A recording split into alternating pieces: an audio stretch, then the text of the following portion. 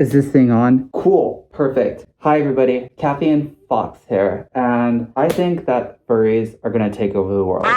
So I've kind of gotten into wearing a hoodie because it's starting to get cold outside, and as much as I like wearing my kigu around the house, I get some weird looks from the neighbors. I'm just gonna kind of stick with wearing a hoodie, at least for this video, especially as it gets colder. Pumpkin spice season is upon us. But onto today's video, furries are going to take over the world. The fandom is already like a super broad concept. It is an interest group, but it spans so many people and subcultures within this subculture. I was kind of like blown away when I installed the Bark app. I had no idea that there were so many furries just around me, even in like places that were out in the middle of nowhere. I was driving to Kansas, out in the middle of like tornado land, just surrounded by absolutely nothing on all sides outside of the car. It was like a 12-hour drive. I was driving to Colorado, but I just opened up the Bark app when it wasn't my turn to drive just to see who was out there. And there were still furries that were out in the middle of the cornfield. It blew my mind. Furries are pretty much everywhere. Like, there's just no getting around it. They are everywhere. They've already infiltrated society. With how widespread the fandom is, even if it isn't outwardly that loud about itself, you'll find that furries are pretty much in every single echelon of society. So me personally, I work IT. I don't know what it is. I have absolutely no idea Why there's so many furries in IT. Like, you can lift up, I was about to say a rock. You can lift up a server rack, and then underneath there's like a fox and two lynxes just chilling. And that's just normal. If you work a tech job, chances are there's at least more than one furry around you. Tech is kind of just super common to find furries, but there are other jobs out there too where you just never really know. While this furry army is building, there's going to come a time when the fandom becomes a lot more mainstream. Now, I don't really know how I feel about that personally. I kind of joined the fandom because it was different. I liked drawing animals growing up, and I liked Disney movies as much as the next person, but the fandom really stood out to me because it was just wild and out there. That was probably one of the biggest drawing factors to me, but obviously I haven't really stayed in the fandom just for that reason alone. I kind of came for that, and then I stayed for the friends that I made along the way. So I was just browsing Reddit, and there's that whole strike going on with Starbucks. On the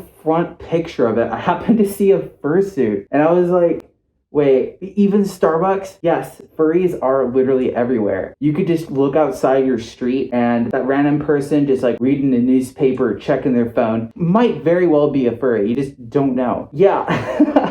I honestly feel like there's going to come a time and point when the fandom becomes hella mainstream. We're already kind of starting to see that crack start to form. It used to be kind of like, oh, haha, weird furries. That's still there, but you start to see more and more indie games and movies using anthropomorphized animals as characters. I don't think I said that right. Anthropomorphized.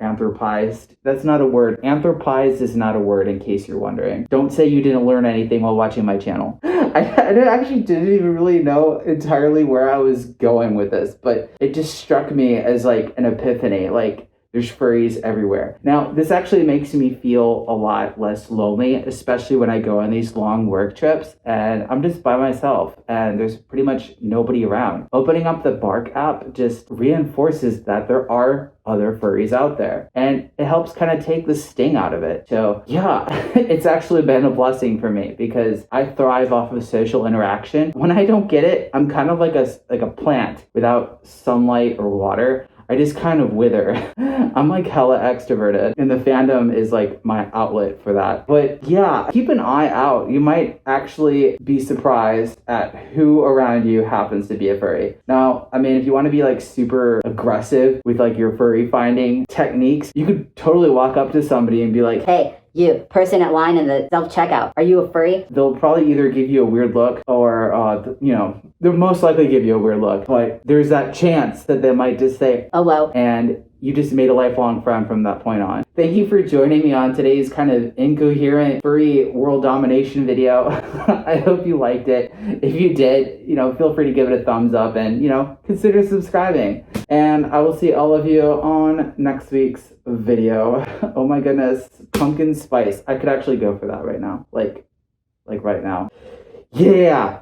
I'd like to give a huge shout out to the following Gold Egg patrons: STL Motovlogs, Chase Husky, Sparkle, Ashira Pony, Sylvie Cat, Moodle, DH, Apollo Bunny, Dynamo, Emerith Cantonine, and Cinderkitten. And a huge thank you to all my other patrons too.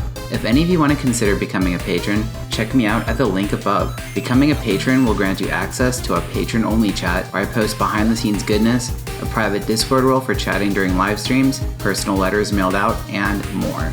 Your support helps keep my channel running, and I greatly appreciate everything y'all do. Thank you again.